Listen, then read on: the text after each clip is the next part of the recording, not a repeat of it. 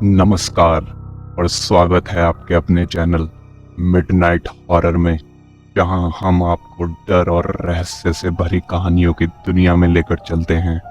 इस काले अंधेरे में छिपे उन राजों को खोलने के लिए तैयार हो जाइए जो आपकी रूह को झकझोर देंगे। तो आइए शुरू करते हैं आज की हमारी खौफनाक कहानी। लेकिन ध्यान रहे, यहाँ कुछ भी हो सकता है। रात के लगभग 2 बज रहे थे। राहुल, जो एक ओला कैब ड्राइवर था, अपनी कार में बैठा अपनी आखिरी सवारी का इंतजार कर रहा था। रात काफी हो चुकी थी और उसे बहुत नींद भी आ रही थी। इंतजार करते करते उसकी आंखें बंद होने ही वाली थी कि तभी उसका फोन बज उठा। किसी ने पास में एक ही टैक्सी बुक की थी। राहुल ने अपनी नींद भगाने के लिए चेहरे पर पानी की छींटें मारी और पिकअप लोकेशन की तरफ ड्राइव करने लगा। लोकेशन सिर्फ 1.5 किलोमीटर ही दूर थी। डायरेक्शंस के हिसाब से चलते हुए राहुल ने एक बाएं मोड़ लिया, लेकिन बाएं मुड़ते ही उसके सामने एक सुनसान रास्ता आ गया। उस रास्ते की सड़क थोड़ी कच्ची थी, चारों तरफ घना अंधेरा। लेकिन राहुल ने ज्यादा ध्यान नहीं दिया और रास्ते पर आगे बढ़ता रहा। आखिरकार वो दिन की आखिरी सवारी पूरी करके घर जाना चाहता था। बुकिंग किसी अमित के नाम से थी, लेकिन जब राहुल पिकअप लोकेशन पर पहुंचा तो उसने वहां एक लड़की को देखा। नीले रंग की सुंदर वेस्टर्न ड्रेस पहने हुए लड़की ने राहुल को हाथ के इशारे से रोका। ऐसा लग रहा था कि वह किसी पार्टी से आ रही थी या फिर किसी पार्टी में जा रही थी। लड़की पिछली सीट पर बैठने के बजाय सीधे फ्रंट सीट पर जाकर बैठ गई। राहुल को यह थोड़ा अजीब लगा, क्योंकि अक्सर अकेली महिलाएं पिछली सीट पर बैठना पसंद करती हैं। पर राहुल ने इस बात को नजरअंदाज किया और ड्राइव शुरू कर दी।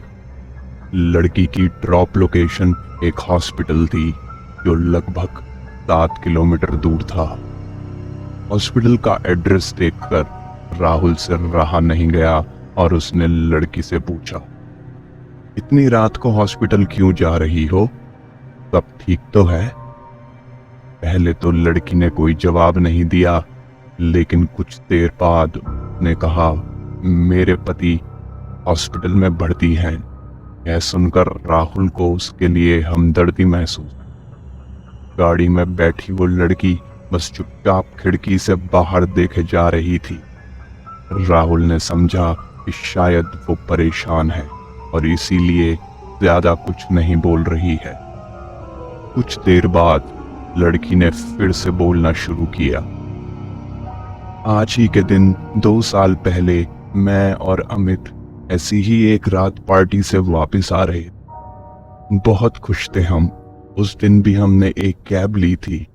न कहकर लड़की चुप हो गई। राहुल ने पूछा, फिर क्या हुआ? लड़की ने कुछ नहीं कहा। राहुल ने जब रियर व्यू मिरर में देखा तो उसके होश उड़ गए। वो लड़की मिरर में दिखाई नहीं दे रही थी। राहुल को अचानक से बहुत डर लगने लगा। उसने गाड़ी रोक दी और जैसे ही उसने गाड़ी से बाहर कदम रखा, लड़की गायब हो गई। अब राहुल बहुत ज्यादा डर चुका था।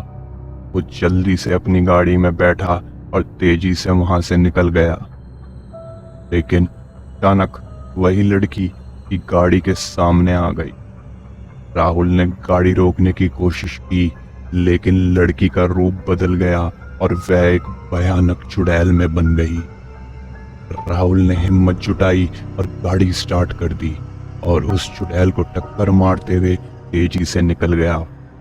गाड़ी की स्पीड बढ़ाते हुए राहुल ने फिर से पीछे देखा तो वह लड़की उसकी गाड़ी के पीछे उड़ते हुए आ रही थी। राहुल जितनी स्पीड बढ़ाता, चुड़ैल उतनी ही तेजी से उसके पीछे आती। राहुल ने पीछे देखना बंद कर दिया और सिर्फ गाड़ी चलाता रहा।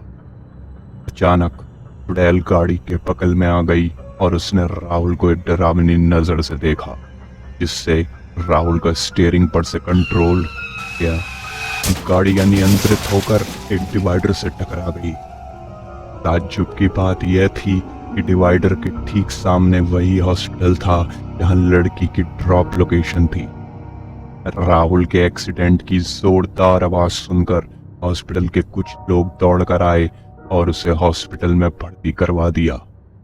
जब राहुल को होश आया तो उसने हॉस्पिटल स्टाफ से पूछा, क्या यहाँ अमित नाम का कोई आदमी भर्ती है? यह सुनकर वहां की एक नर्स थोड़ी चौंक गई। उसने राहुल की पूरी कहानी सुनी और बताया कि 2 साल पहले की रात अमित और उसकी पत्नी का एक भयानक एक्सीडेंट हुआ था। अमित की मौत हो गई थी, लेकिन उसकी पत्नी बच गई थी।